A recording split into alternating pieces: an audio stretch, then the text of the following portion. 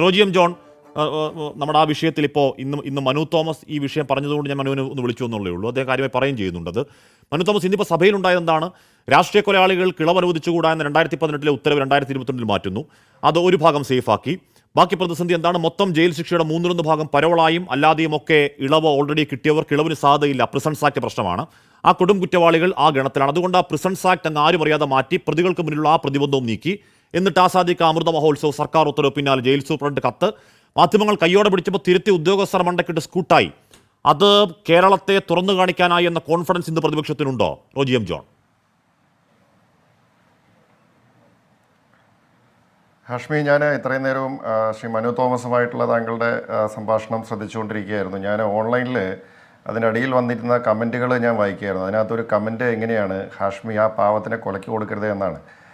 എനിക്ക് മനുവിനെ സംബന്ധിച്ച് എനിക്ക് പറയാനുള്ളത്, അദ്ദേഹത്തിന് കുഴപ്പങ്ങളൊന്നും ഉണ്ടാവാതിരിക്കട്ടെ, അദ്ദേഹത്തിന് നല്ല രീതിയിൽ രാഷ്ട്രീയ പ്രവർത്തനം നടത്തി പോകാൻ സാധിക്കട്ടെ എന്നുള്ളതാണ്. കണ്ണൂർ ജില്ലയിലെ ഇന്നത്തെ CPM-ൻ്റെ ഒരു രീതി വെച്ച് നോക്കുമ്പോൾ നമുക്ക് ആശങ്കപ്പെടേണ്ടതായിട്ടുണ്ട്. എന്തായാലും ഇവിടെ TP കേസുമായി ബന്ധപ്പെട്ടുകൊണ്ട് അങ്ങയുടെ ചോദ്യത്തിലേക്ക് ഞാൻ തിരിച്ചു വരാം. ഇവിടെ വളരെ കൃത്യമായിട്ടുള്ള ഒരു പ്ലാനിങ് ഇക്കാര്യത്തിൽ ഉണ്ടായിട്ടുണ്ട് എന്നുള്ളത് വളരെ വ്യക്തമാണ്. ഇവിടെ 2018 മുതൽ ഉണ്ടായിട്ടുള്ള സംഭവങ്ങൾ ഇവിടെ താങ്കൾ സൂചിപ്പിച്ചു. ഞങ്ങൾ പ്രതിപക്ഷ നേതാവ് ഉൾപ്പെടെയുള്ള ആളുകൾ നിയമസഭയ്ക്കകത്ത് ഇത് കൃത്യമായിട്ട് വരച്ച് കാണിച്ചു. ഇവിടെ വളരെ ശ്രദ്ധിക്കേണ്ടതായിട്ടുള്ള ഒരു കാര്യം, അതായത് ഹോം സെക്രട്ടറി ഉത്തരവിറക്കുകയാണ്. അതായത് 3/6/2024 ഹോം സെക്രട്ടറി ഉത്തരവിറക്കി. ഇത് സംബന്ധിച്ചിട്ട് യാതൊരു നടപടികളും പാടില്ല എന്ന് പറഞ്ഞ് ഹോം സെക്രട്ടറി ഉത്തരവിറക്കിയതിന് ശേഷം, ഹോം സെക്രട്ടറി എന്ന് പറഞ്ഞാൽ ആരാണ്? സംസ്ഥാനത്ത് DGPക്ക് മേലെയുള്ള ഉദ്യോഗസ്ഥനാണ് ഹോം സെക്രട്ടറി. ഹോം സെക്രട്ടറിക്ക് മേലെ സാങ്കേതികമായിട്ടും ഭരണപരമായിട്ടും നോക്കിക്കഴിഞ്ഞാൽ ആഭ്യന്തരമന്ത്രി എന്ന് പറയുന്ന മുഖ്യമന്ത്രി മാത്രമാണ് അദ്ദേഹത്തിന് മേലെയുള്ള ഒരു ലൈൻ ഓഫ് കൺട്രോൾ എന്ന് പറയുന്നത്. അപ്പോൾ ഹോം സെക്രട്ടറിയുടെ ഉത്തരവിനെ മറികടന്നുകൊണ്ട് ഇവിടെ പോലീസ് ഡിപ്പാർട്ട്മെൻറ്റ് 3 പോലീസ് സ്റ്റേഷനുകളിൽ നിന്നും KK രമയുടെ മൊഴിയെടുക്കുവാനായിട്ട് വരികയാണ്.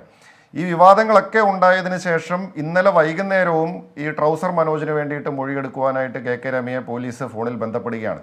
എന്ന് പറഞ്ഞാൽ ഹോം സെക്രട്ടറിക്കും മേലെ പറക്കുന്ന പരുന്ത്, അല്ലെങ്കിൽ ഹോം സെക്രട്ടറിയുടെ ഉത്തരവിനെ തൃണവൽക്കരിച്ചുകൊണ്ട് ഈ നടപടികളുമായിട്ട് മുന്നോട്ട് പോകുന്ന പോലീസ് ഉദ്യോഗസ്ഥർ ആരാണ് ഇവർക്ക് പിന്നിൽ? ഹോം സെക്രട്ടറി ഒരു ഉത്തരവിറക്കിയതിന് ശേഷം ഏതെങ്കിലും ഒരു SHO അതിനെ അവഗണിച്ചുകൊണ്ട് ഇങ്ങനെ മൊഴിയെടുക്കാൻ പോകുന്നു എന്ന് നമുക്ക് വിശ്വസിക്കാൻ സാധിക്കും? ആ ധൈര്യം ആ SHOയ്ക്ക്, അത് ഓരോ SHO അല്ല, 3 പോലീസ് സ്റ്റേഷനുകളിൽ നിന്നും പോലീസുകാർക്ക് ആ ധൈര്യം എവിടെ നിന്നാണ് വരുന്നത്? അപ്പോൾ ഇവിടെയാണ് നമുക്ക് മനസ്സിലാക്കാൻ സാധിക്കുന്നത് ഇതിൻ്റെയൊക്കെ പിന്നിലുള്ള അദൃശ്യ കരങ്ങളുണ്ട്.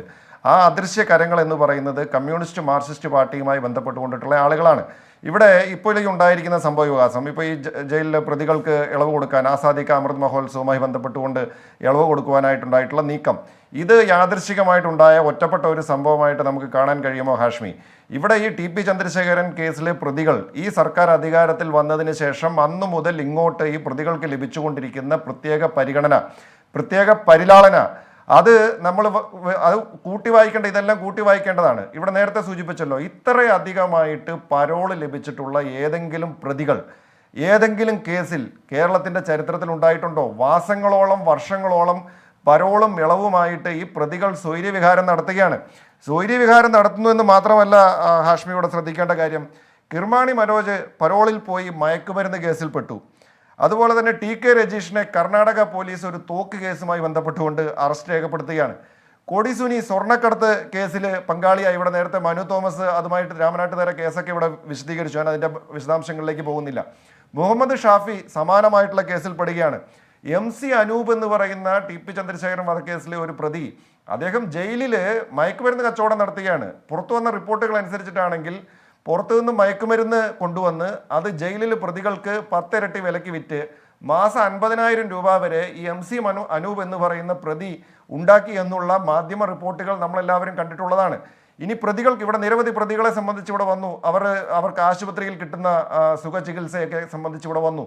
ഇവിടെ നേരത്തെ തന്നെ നമ്മൾ ശ്രദ്ധയിൽ വന്നിട്ടുള്ള ഒരു കാര്യമാണ്, തൃശ്ശൂരിൽ നേരത്തെ ഈ TP ചന്ദ്രശേഖരൻ കേസിലെ പ്രതികൾക്ക് നേരെ ആക്രമണം ഉണ്ടായി എന്ന് പറഞ്ഞപ്പോൾ അവിടെ ഓടിയെത്തുന്ന ആരാണ്? CPM-ൻ്റെ സംസ്ഥാന സെക്രട്ടറി കോടിയേരി ബാലകൃഷ്ണൻ ഉൾപ്പെടെയുള്ള CPM-ൻ്റെ സമുന്നതരായ നേതാക്കൾ ജയിലിലേക്ക് ഓടിയെത്തിയാണ്. ഈ പ്രതികൾ ആരാണ്? CPM-ന്റെ ഏതെങ്കിലും ഏരിയ കമ്മിറ്റി അംഗങ്ങളാണോ, അല്ലെങ്കിൽ CPM-ന്റെ ജില്ലാ കമ്മിറ്റി അംഗങ്ങളാണോ? അവർക്ക് പ്രതികളായിട്ടുള്ള ആളുകൾക്ക് എന്തെങ്കിലും ജയിലിൽ സംഭവിക്കുന്നു എന്ന് പറയുമ്പോഴേക്കും കോടിയേരി ബാലകൃഷ്ണൻ ഓടിയെത്താനായിട്ട്, അല്ലെങ്കിൽ കോടിയേരി ബാലകൃഷ്ണന്റെ CPM നേതാക്കളുടെ ആരുടെയെങ്കിലും കുഞ്ഞമ്മയുടെ മക്കളാണോ ഈ കിടക്കുന്ന കേസിൽ കിടക്കുന്ന പ്രതികൾ? അവർക്ക് വേണ്ടിയിട്ട്, അല്ലെങ്കിൽ അവരുടെ ദേഹത്ത് ഒരു തരി മണ്ണ് വീഴുന്നു എന്ന് പറയുമ്പോഴേക്കും CPM-ന്റെ നേതാക്കൾക്ക് എന്താണ് ഇത്രയധികമായിട്ട് വേദനിക്കുന്നത്? ഇതെല്ലാം നമുക്ക് സൂചിപ്പിക്കാം, അല്ലെങ്കിൽ നമുക്ക് വളരെ കൺക്ലൂസീവായിട്ട് പറയാൻ കഴിയുന്ന ഒരു കാര്യം, ഈ പ്രതികളുടെ കാര്യത്തിൽ CPM-ന് പ്രത്യേക താല്പര്യമുണ്ട്. ആ താല്പര്യം എന്ന് പറയുന്നത് ഒന്നെങ്കിൽ പാർട്ടി എന്ന നിലയിൽ ഇവർക്കുള്ള ഭയപ്പാടാണ്. കാരണം ഈ പ്രതികൾ ഇവരെ ബ്ലാക്ക്മെയിൽ ചെയ്യുന്നു എന്നുള്ളതാണ് നമുക്ക് ഇതിൽ നിന്നും മനസ്സിലാക്കേണ്ടത്. കാരണം ഇവർ ആഗ്രഹിക്കുന്ന തരത്തിലുള്ള സൗകര്യങ്ങൾ ഇവർക്ക് കിട്ടിയിട്ടില്ല എങ്കിൽ ഇവർ എന്തെങ്കിലുമൊക്കെ വിളിച്ചു പറയുമെന്നുള്ള ഭയപ്പാട് CPM നേതൃത്വത്തിനെ വല്ലാതെ അങ്കലാപ്പിലാക്കുന്നുണ്ട് എന്നുള്ളത് പച്ചയായ യാഥാർത്ഥ്യമാണ്. ഇവിടെ ഇതിൽ നിന്നെല്ലാം നമ്മൾ മനസ്സിലാക്കേണ്ട ഒരു കാര്യമാണ്. ഞാൻ ഒരു കാര്യം കൂടി ചോദിക്കട്ടെ വളരെ കൃത്യമായിട്ട്. ഇവിടെ കിർമാണി മനോജിനും ട്രൗസർ മനോജിന്റെ കയ്യിൽ നിന്ന് TP ചന്ദ്രശേഖരൻ പണം വായ്പ മേടിച്ച് തിരിച്ചു കൊടുക്കാതിരുന്നിട്ടാണോ അദ്ദേഹത്തെ ആക്രമിച്ച് കൊലപ്പെടുത്തിയത്? അല്ലെങ്കിൽ ഇത് വാർത്തയാവുന്നു, ഇത് വാർത്തയായിട്ട് സഭാനാഥൻ വെറുതെ അവിടെ നിന്ന് ഒന്നും ഉണ്ടായിട്ടില്ലെന്ന് മുഖ്യമന്ത്രി എന്താണ് ഇപ്പൊ KK രമ നോട്ടീസ് അവതരിപ്പിച്ച് അതിന് മുഖ്യമന്ത്രി മറുപടി പറയുന്ന ഒരു ഈഗോ പ്രശ്നം എനിക്ക് മനസ്സിലാകും. അപ്പൊ അന്നും ബഹുമാനപ്പെട്ട മുഖ്യമന്ത്രി സഭയില്ല, ഇന്നും ആ മുഖ്യമന്ത്രി സഭയിലില്ല. പോട്ടെ, അദ്ദേഹത്തിന്റെ ഇഷ്ടം, അദ്ദേഹത്തിന്റെ താല്പര്യം. അന്ന് സഭാനാഥൻ അങ്ങനെ ഉരുണ്ട് കയ്യോടെ പിടിക്കപ്പെട്ട് വികൃതമായി നിൽക്കുമ്പോൾ ഇതാ ഇന്നലെയും പോവുകയാണെന്ന് ഈ ട്രൗസർ മനോജിന്റെ മോചനത്തിന് വേണ്ടി പോലീസ് KK രമയോട്, TP ചന്ദ്രശേഖരന്റെ ഭാര്യയോട്, ആ വേദന മൊത്തം അനുഭവിച്ചൊരു സ്ത്രീയോട് താങ്കളുടെ ഭർത്താവിനെ വെട്ടിക്കൊന്ന ആളെ മോചിപ്പിക്കുന്നതിന് പ്രശ്നമുണ്ടോ എന്ന് ചോദിക്കാൻ ഇന്നലെയും പോവാ. ഇതെന്ത് നാടാണ് റോജി? ഇത് ഞാൻ പറഞ്ഞല്ലോ, അതായത് ഈ പാർട്ടിയെക്കുറിച്ച് നിങ്ങൾക്കൊരു ചുക്കും അറിയില്ല എന്ന് CPM-ന്റെ നേതാക്കന്മാർ, സഖാക്കന്മാരൊക്കെ എപ്പോഴും വീരവാദം മുഴക്കാറുണ്ട്. ഇത് തന്നെയാണ് പറയാനുള്ളത്. കേരളത്തിലെ ജനങ്ങൾക്ക് മനസ്സിലാകേണ്ടത് ഈ പാർട്ടിയെക്കുറിച്ച് നിങ്ങൾക്കൊരു ചുക്കും അറിയില്ല എന്നുള്ളതാണ്. കാരണം എന്ത് കൊലപാതകമായാലും, പിടിച്ചുപറിയായാലും, സ്വർണ്ണക്കടത്തായാലും, കൊട്ടേഷനായാലും, മയക്കുമരുന്നായാലും ഇത്ര ക്രൂരമായിട്ടുള്ള ഒരു കൊലപാതകം ഹൈക്കോടതി എന്താണ് ചോദിച്ചതെന്നറിയോ?